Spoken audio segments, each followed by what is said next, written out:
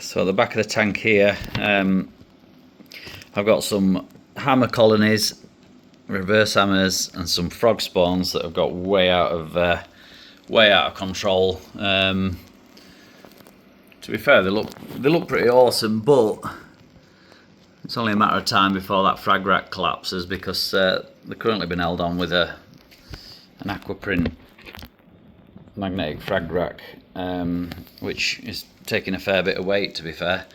So it's probably about time we thinned them out, because there's plenty of heads on there that we can spread out and let other people enjoy in their tanks as well. So we're going to get them out today. We will frag a few heads off each and see how that's looking. So as you can see, this first one, it's had a bit of die off here from where it's been tucked at the back of the tank out the way, not getting enough sunlight. I don't want that to happen to the rest of it. You can see some very obvious places where it can be cut. We'll have a 3 head here, and that could be a big single that will soon split, and a 2 head. So we'll make that into 3 frags, I think, because it looks pretty cool as it is. It's a good size frag.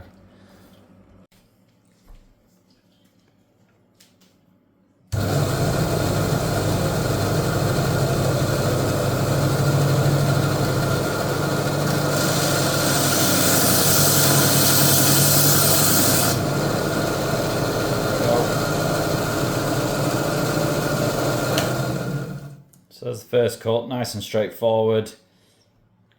Cracking shaped head, good sized frag. That can go in with the reef dip. If I'm honest, there's absolutely no need to put it in, for the fact that all I've cut through is bone there. Not gone anywhere near the head itself. So the only reason I'll be putting it in reef dip is purely just in case there is any critters in there anywhere, that it'll just make sure it kills them off, and give it its best chance of survival.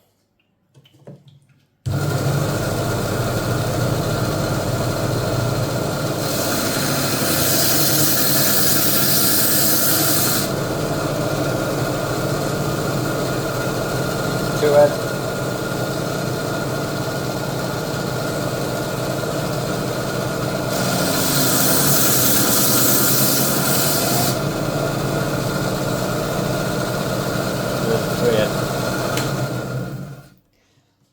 So realistically, if I was been a bit impatient, I could probably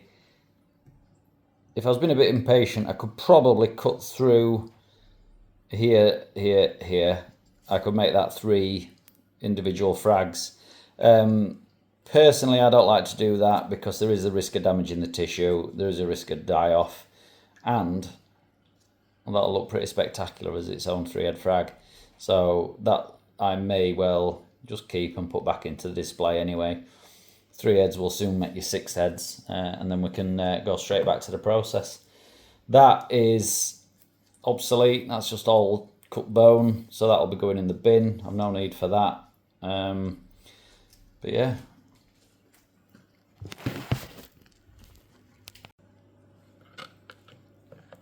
So there's the heads, 3 frags off that one colony.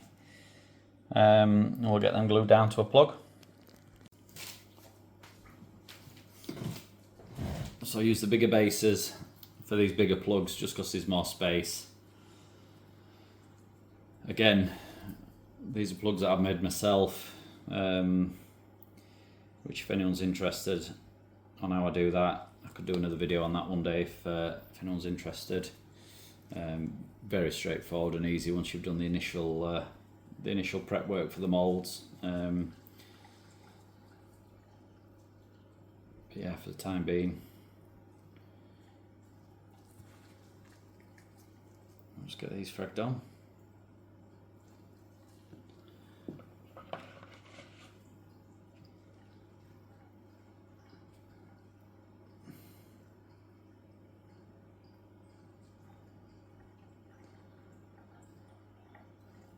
Super slimy these ones, so you've got to not drop them all over into the super glue, but got to be a bit patient with it, just so you don't risk damaging the skeleton.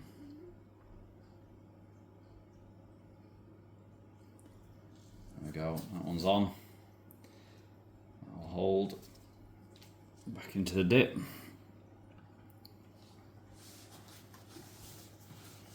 Fingers are all slimy from all that additional slime. Well, that's actually a reef culture one that I've done here, that's not one of my own. But that's the one I base mine on, that I do mine from. They are definitely the best size and looking plug I've found.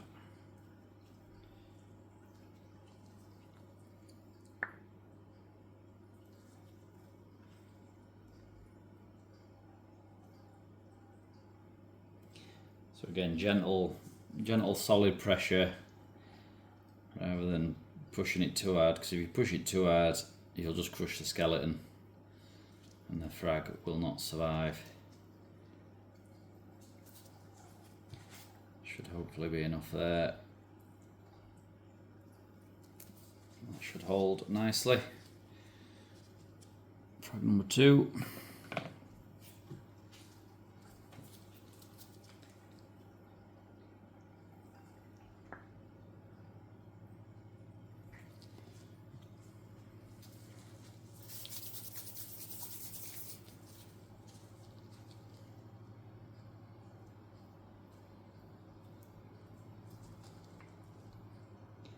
There's a bit more glue on this one, because this one is a biggie.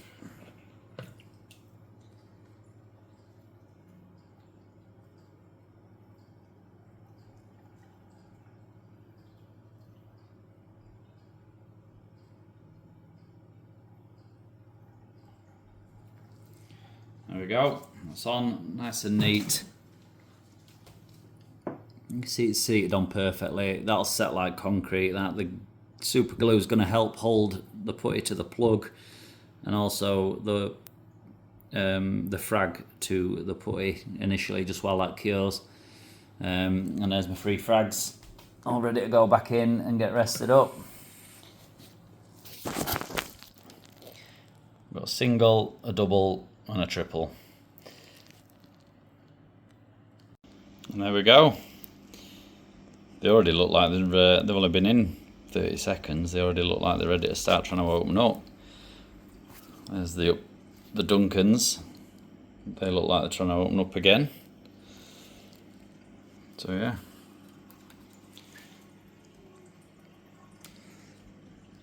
Looking well.